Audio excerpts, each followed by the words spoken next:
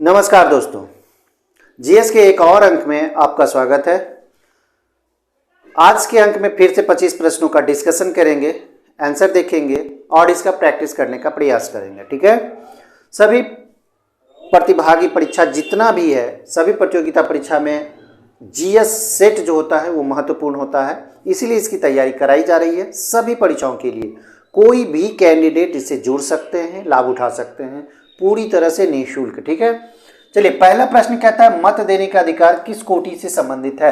Options आप देख ले, मानवाधिकार, नागरिक अधिकार, प्राकृतिक अधिकार, राजनीतिक अधिकार। देखिए, इस तरह का अधिकार को राजनीतिक अधिकार की कैटेगरी में रखा जा सकता है। ठीक है, मत देने का जो अधिकार होता है वो राजनीतिक अधिकार के रूप में भी माना जाता है, लेकिन नागरिक अधिकार भी है, लेकिन इसे राजनीतिक अधिकार के रूप में इसे रखा जा सकता है। आगे देखेंगे, निम्नलिखित में कौन सा एक प्रकाश संश्लेषी वर्णक नहीं है, ये बताना है। चलिए, पर्णहरित क्लोरोफिल, फाइकोबिलिन, कैरोटीनाइड, एंथोसाइनिन। देखिए, ये जो आप तीन देख रहे हैं, पर्णहरित यानी कि क्लोरोफिल, फाइकोबिलिन और कैरोटीनाइड, ये तीन जो है ये प्रकाश संश्लेषण में भाग लेते हैं। प्रकाश संश्लेषण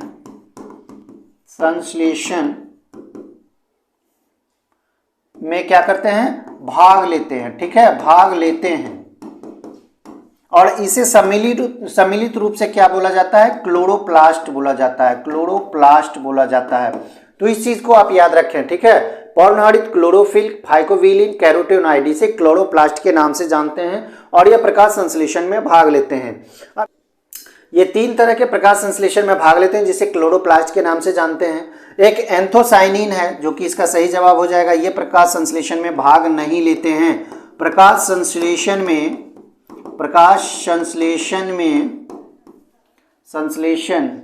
में भाग नहीं लेते हैं। ठीक है, भाग नहीं लेते हैं। ठीक है, भाग नहीं लेते हैं। कौन? एंथोसाइनिन। इसके साथ साथ एक और होता है, जेंथोफिल होता है, जेंथोफिल, ये भी भाग नहीं लेते हैं।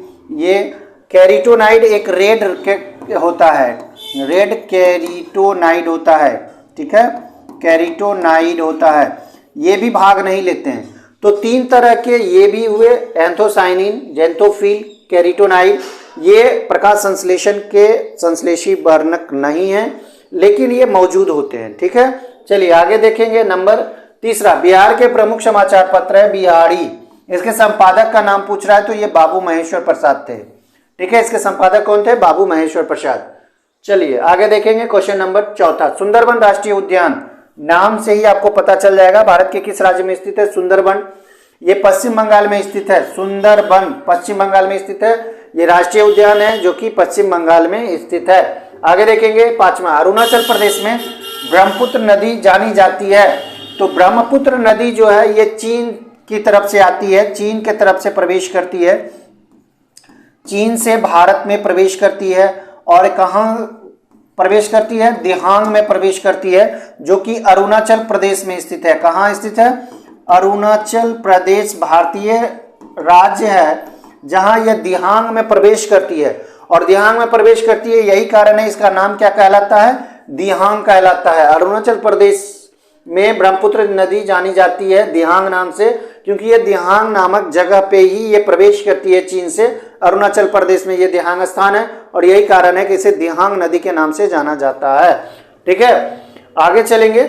भारत सरकार की तरफ से करेंसी नोट कौन सी एजेंसी जारी करता है? करेंसी नोट जो जारी करता है वो आरबीआई करता है, भारतीय रिजर्व बैंक करता है। इसे क्या बोला जाता है? आरबीआई। अगर इसका मुख्यालय की बात कर लें तो मुख्यालय कहाँ है इसका, बताइए? मुख्यालय मुंबई में है, इसे जरूर आप याद रखें। मुख्यालय कहाँ है ये भी पूछ लिया जाता है, मुंबई में भारतीय रिजर्व बैंक का। इसका राष्ट्रीयकरण कब किया गया था? 1949 ईस्वी में। स्थापना कब हुआ था? 1935 ईस्वी में। ये सारी चीजें आपको याद रखनी चाहिए। सेबी, इसका भी मुख्यालय कहाँ है? मुंबई में ही है। बैंक ऑफ इंडिया, इसका मुख्यालय कहाँ है? मुंबई में ही है। वर्ल्ड बैंक, जिसको विश्व बैंक भी कहा जाता है, वर्ल्ड बैंक का वॉशिंगटन डीसी में है। कहाँ है? वॉशिंगटन डीसी में इसका मुख्यालय है। तो सभी चीजें इसको याद रखने हैं। मुख्यालय की हम यहाँ पे चर्चा कर रहे हैं।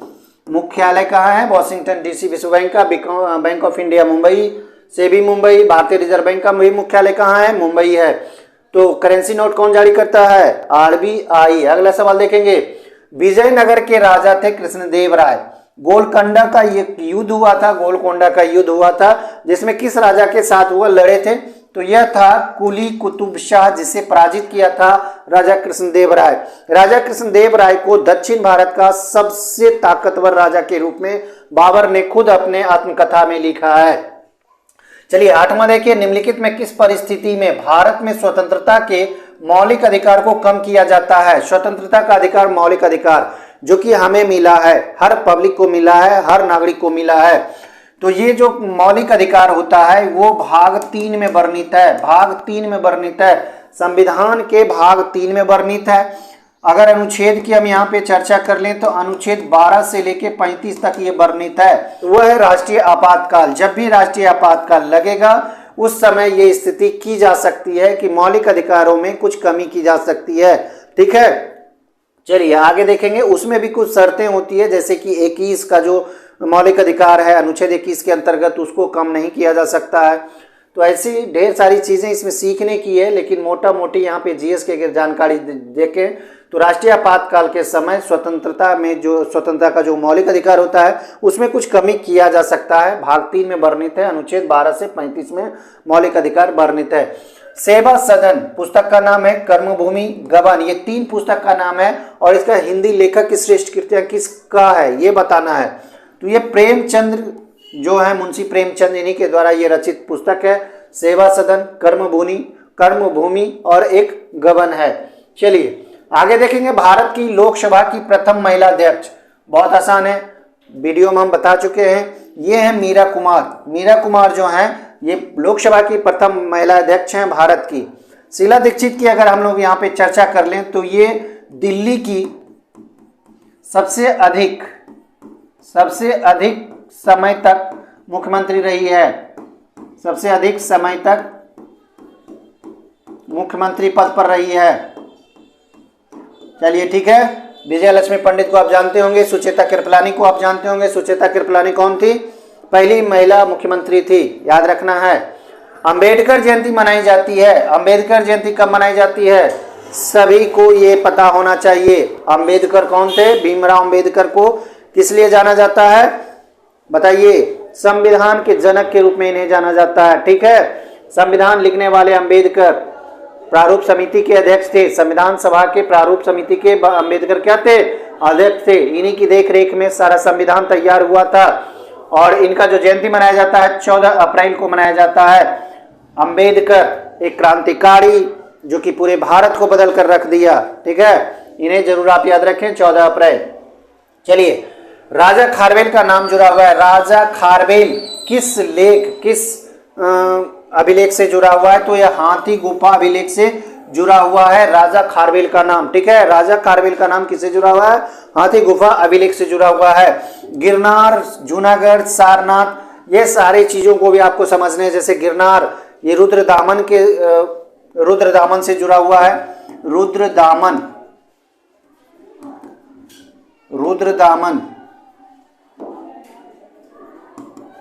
ठीक है, इससे जुड़ा हुआ है। जूनागढ़ का भीतरी स्तंभ अभिलेख जिसको स्कंद गुप्त से संबंधित है ये। तो एक एक चीजों को जानना है। गिरनार, जूनागढ़ जो है गिरनार में ही है।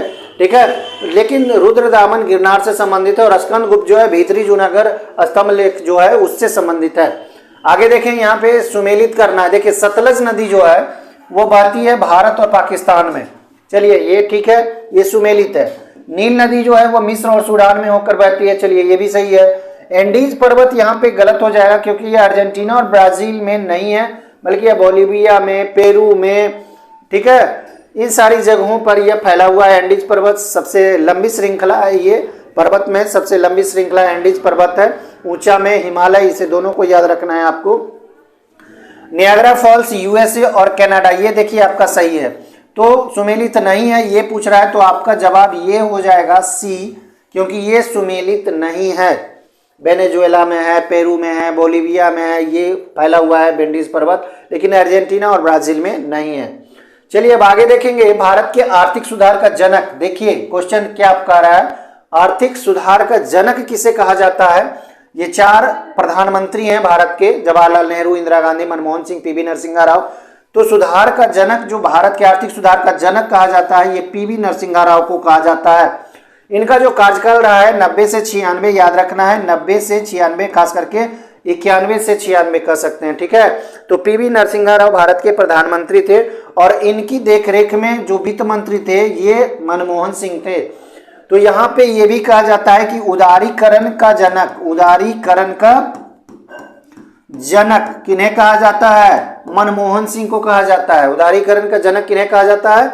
मनमोहन सिंह को कहा जाता है। उस समय वित्त मंत्री मनमोहन सिंह थे और प्रधानमंत्री पीवी नरसिम्हा राव थे। तो आप यहाँ पे देख सकते हैं, भारत के आर्थिक सुधार का जनक क्वेश्चन पूछे तो पीवी नरसिम्हा राव को बताना है। अगर उदारीकरण का जनक पूछे भारत में तो मनमोहन सिंह को बताना है, ठीक है। चलिए आगे देखेंगे क्वेश्चन। 15 नंबर सवाल हो जाएगा। 15 कहते हैं संविधान की 8वीं अनुसूची में कितनी भाषाओं को शामिल किया गया है?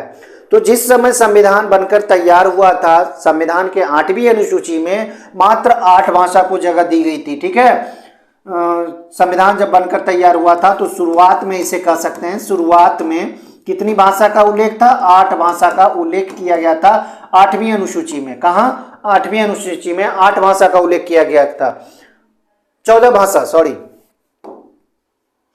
14 भाषा का उल्लेख किया गया था। 14 भाषा यहाँ पे देना है, 14 भाषा का उल्लेख किया गया था, ठीक है। मिस्टेक बाय मिस्टेक, 8वीं अनुसूची में 14 भाषा का उल्लेख किया गया था जब भारत आजाद हुआ था, जब संविधान बनकर तैयार हुआ था, ठीक है। उसके बाद 21वां संविधान संशोधन हुआ। 21वां संविधान संशोधन, संविधान संशोधन हुआ। कब हुआ था इसे भी हम बताएंगे। संशोधन हुआ था 1967 में और एक भाषा सिंधी को जोड़ा गया था। सबसे पहले भाषा जो जोड़ा गया था वो सिंधी भाषा को जोड़ा गया था, सिंधी भाषा था वो, ठीक है। तो 1967 ईस्वी में एक भाषा को जोड़ा गया था 21वां संविधान संशोधन के तहत। उसके बाद हुआ था 71वां संविधान संशोधन। 71वां संविधान संशोधन हुआ था 1992-93 में, ठीक है, 92 में। तो उस समय 3 भाषाओं को जोड़ा गया था, 3 भाषा को जोड़ा गया था। तो 15 3 18 हो गए। उसके बाद फिर 92वां संविधान संशोधन हुआ, 2003 में ये हुआ था 92वां संविधान संशोधन, ठीक है। और तब 4 भाषा को और जोड़ा गया, 4 भाषा को और जोड़ा गया। तो टोटल भाषा कितने हो गए? 14 15 3 18 4 22 भाषा। अब भी जो अनुसूची है 8वीं अनुसूची, उसमें 22 भाषाओं का उल्लेख मिलेगा आपको, ठीक है। जिस समय संविधान बनकर तैयार हुआ था उसमें 14 भाषा शुरुआत में था। 21वां संविधान संशोधन 1967 में हुआ और सिंधी भाषा को जोड़ा गया। 71वां संविधान संशोधन 92 में हुआ, 3 और भाषा को जोड़ा गया। 92वां संविधान संशोधन 2003 को हुआ, 4 और भाषा को जोड़ा गया। टोटल भाषा हुए 22। अभी अगर क्वेश्चन आपसे पूछ दिया जाए कि संविधान जिस समय बनकर तैयार हुआ था तो भारतीय भाषाओं की संख्या कितनी थी, तो बताना है 14। और अब भी अगर वर्तमान में सीधे सीधे पूछ दे संविधान की 8वीं अनुसूची में कितनी भाषाओं का शामिल किया गया है, तो 22 भाषा इसका सही जवाब हो जाएगा। चलिए अगला देखेंगे सवाल। गुप्तकालीन बौद्ध शिक्षा का महान केंद्र, आसान है, नासिक, नालंदा, उज्जैन, ये नालंदा हो जाएगा। नालंदा इसका सही जवाब हो जाएगा। नालंदा को बर्बाद किसने किया था? याद कीजिए, बख्तियार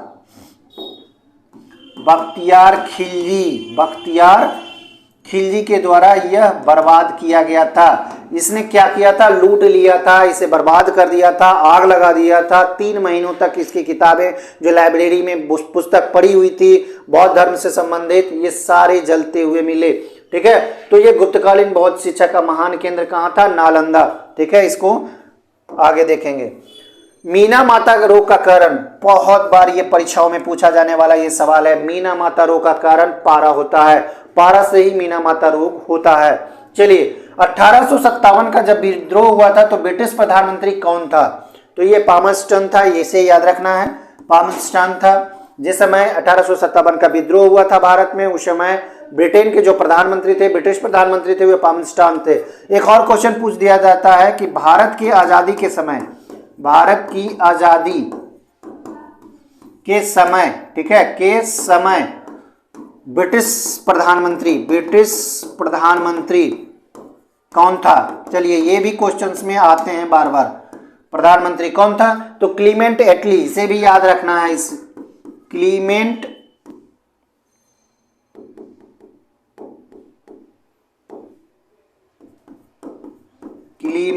एटली इनका नाम था। ये भारत जब आजाद हुआ था तो उस समय प्रधानमंत्री क्लीमेंट एटली थे। चलिए 19 नंबर सवाल देखेंगे। 19वां कहता है सरदार पटेल की तुलना किससे की जाती है? सरदार पटेल भारत का एकीकरण में बहुत महत्वपूर्ण योगदान दिए हैं, इसलिए इनका जो तुलना किया जाता है ये बिस्मार्क से किया जाता है। बिस्मार्क भी एकीकरण में अपना योगदान दिया था। 1922 में गया में इंडियन नेशनल कांग्रेस का अधिवेशन हुआ था। 1922 में याद रखना है, भारत में जिस समय भारत आजाद नहीं हुआ था तो कांग्रेस के अधिवेशन होते थे हर साल। तो भारत में 3 अधिवेशन हुए थे, बिहार में 3 अधिवेशन हुए थे। एक हुआ था 1912 ईस्वी में, एक हुआ था 1922 ईस्वी में और एक हुआ था 1940 ईस्वी में। 3 अधिवेशन बिहार में किए गए थे। 1912 ईस्वी में जो हुआ था वो बांकीपुर में हुआ था। बांकीपुर पहले पटना का ही हिस्सा था और पटना जो स्टेशन आप देख रहे हैं वो बांकीपुर के नाम से ही जाना जाता था पहले। 1922 ईस्वी में गया में हुआ था और तीसरा 1940 ईस्वी में रामगढ़ में हुआ था। रामगढ़ जो कि अभी कहाँ है? झारखंड में है। तो 3 ये नेशनल कांग्रेस के अधिवेशन किए गए थे, राष्ट्रीय कांग्रेस का अधिवेशन किया गया था। इसको आप जरूर याद रखें, बार बार परीक्षाओं में, बिहार के परीक्षाओं में पूछे जाते हैं। 1912, 1922, 1940 बिहार में पहली बार कांग्रेस का अधिवेशन कहाँ हुआ था? 1912 में, बांकीपुर में। चलिए, तो इसका सही जवाब हो जाएगा 1922 ईस्वी में जो अध्यक्षता किए थे ये किए थे चित्तरंजन दास। ठीक है, चित्तरंजन दास के द्वारा अध्यक्षता किया गया था। 21 का था बिहार में जयप्रकाश नारायण अखिल भारतीय आयुर्विज्ञान संस्थान किस शहर में है? आयुर्विज्ञान संस्थान है ये पटना में है। पटना में है जयप्रकाश नारायण अखिल भारतीय आयुर्विज्ञान संस्थान। ठीक है, चलिए आगे देखेंगे। उस विटामिन का नाम बताइए जो किसी भी मांसाहारी भोजन में नहीं मिलता है। उस विटामिन का क्या नाम है? B12। ठीक है, विटामिन B12 उस विटामिन का नाम बताया जो किसी भी मांसाहारी भोजन में नहीं मिलता। तो ये मांस में विटामिन B12 नहीं पाया जाता है, इसलिए ध्यान दें विटामिन B12 लेने हैं तो मांस को खाने के अलावे भी कुछ सोचना होगा। पश्चिम बंगाल में रानीगंज है, इसका संबंध किस क्षेत्र से है? तो ऑप्शन ए ही इसका सही जवाब हो जाएगा, कोयला क्षेत्र से है। पश्चिम बंगाल में रानीगंज जो है वो कोयला से संबंधित क्षेत्र है। किसके शासनकाल में मेगास्थनीज भारत आया था? मेगास्थनीज जो आया था वो चंद्रगुप्त मौर्य के शासनकाल में आया था। चंद्रगुप्त मौर्य। और मेगास्थनीज की रचना इंडिका है। इंडिका में मेगास्थनीज ने चंद्रगुप्त मौर्य के जो शासनकाल थे सारे वर्णन यहाँ पे मिल जाएंगे इंडिका में। मेगास्थनीज के द्वारा ये लिखित पुस्तक है इंडिका। ठीक है, 25वां नंबर सवाल और आज का अंतिम सवाल है। यूरेनियम के लिए भारत में जादूगोरा प्रसिद्ध है। जादूगोरा कहाँ, आप ये बताइए। तो ये झारखंड में है। यूरेनियम के लिए झारखंड प्रसिद्ध है, खास करके जादूगोरा। तो दोस्तों वीडियो आज का कैसा लगा ये बताना है आपको कमेंट करके। ठीक है, अगर पसंद आ गया, कमेंट नहीं करना चाहते हैं तो लाइक तो कर सकते हैं, शेयर जरूर करें क्योंकि ये आपका चैनल है। आप चाहते होंगे कि इसका विस्तार हो तो जरूर शेयर करें। धन्यवाद।